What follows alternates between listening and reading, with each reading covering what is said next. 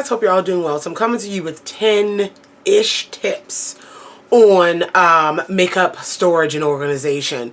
I have a whole series on makeup storage and organization in terms of my collection. I love makeup storage and organization. I love organization, period. I actually started an organizing business as well. This has been a part of my hobby, within a hobby, for many, many years, as long as I've been collecting makeup and, you know, making my own money to, you know, purchase things to store it in. I've been organizing it, and I've been finding better ways to organize it. And so I have some tips here. The first two tips are for people with smaller collections, like normal people who have like a makeup bag or maybe a makeup train case. And then the other tips can apply to anyone, but they definitely would be helpful for people who are growing a collection, have a large collection, maybe a large vanity area or a makeup room, if you do. So let's get into it. The first thing is, and this kind of do not store makeup in the bathroom. I know a lot of people, you know, you have your makeup bag, you do your makeup in the bathroom. The majority of women do, and which is fine. But if you can store it not in the bathroom, the bathroom is like come on in mold, because it's so humid and moisture is in the bathroom. If you have to store it in the bathroom, you know, zip it up in a container, which is the next tip, is to have a container or case that closes. Make sure your makeup bag zips and closes, or your train case closes, and you can put it like under the sink. Store it away from the moisture and the steam from the shower if you can. If you can take it out of the bathroom completely, that is your best option. But if you must have it in something that closes, that's like two tips in one. Make sure you have it in something that closes. And if you just carry it into the bathroom and pull it out from under the sink to do your makeup, there you go. But try not to store it in the bathroom. Yes.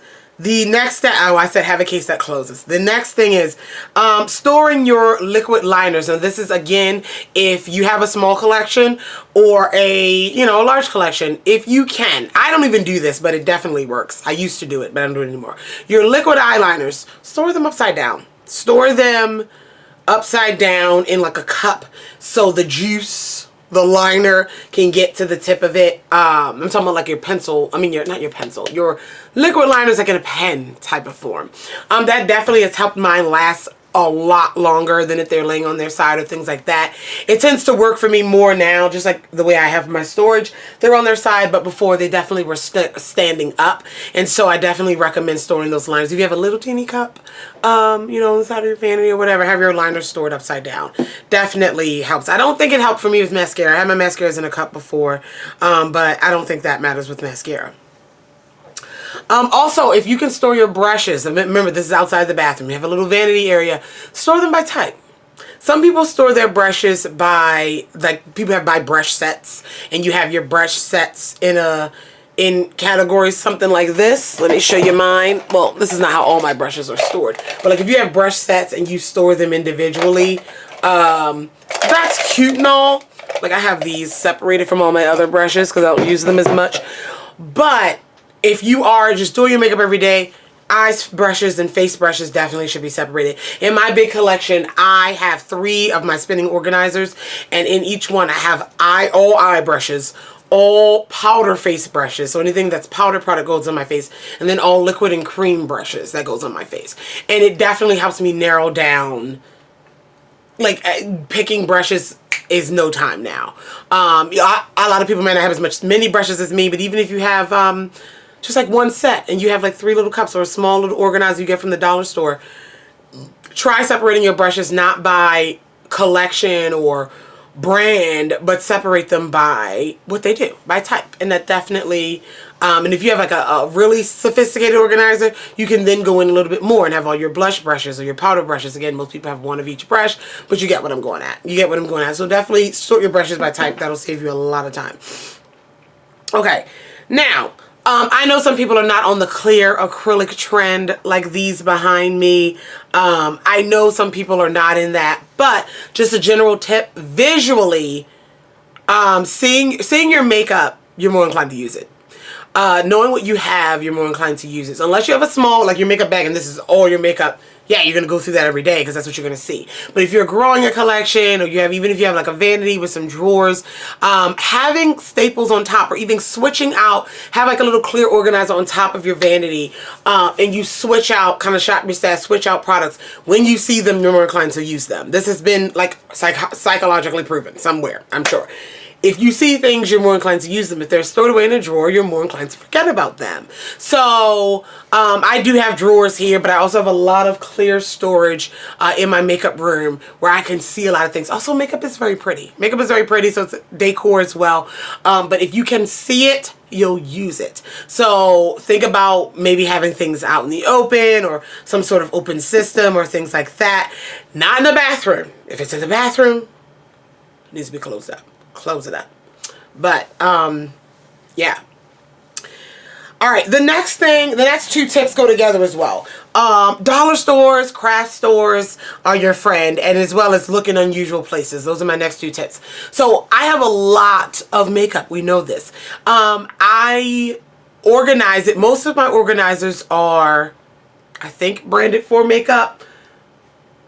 But the inside of my drawers, I don't buy like any drawer organizer in my drawer is not labeled as a drawer organizer. I either got it as a cutlery organizer, look in the kitchen section. Foam board I've cut and made with hot glue, organize the drawer. Dollar store, Dollar Tree, those baskets, those are your friends. Like if you're growing a collection, storage can be very expensive. If you're going to invest in anything, invest in the big unit. Invest in like the drawer, and then anything you organize within, you should not be spending any more than like $1. You know what I'm saying? If you're going to build your vanity, you know, you can thrift your vanity, or if you're going to spend money on anything, spend it on the actual vanity itself. But all these small little organization items, no. Dollar store, craft store, go to Walmart in the kitchen section, a utensil holder, a pencil holder in the office section. Hold your brushes, hold your liners.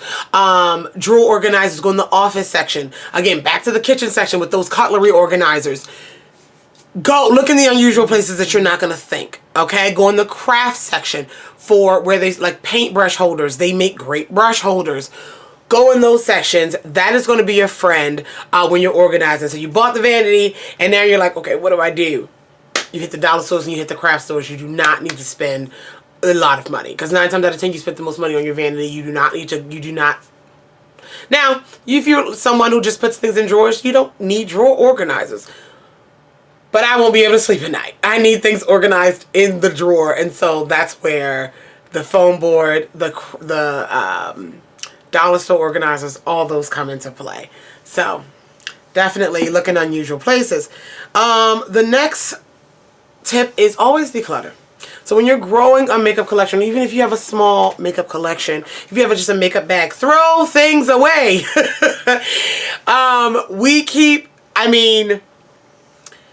We keep things, not just makeup, but in our lives, we know we keep things entirely too long. Throw things away. And it doesn't have to be, throw the old things away, throw things that are gross away, throw things that you don't use as much away, or give them away. If you get rid of items. Even though I have a large collection, it seems like I don't throw anything away. I really do. This collection is not the same as it was 3 years ago.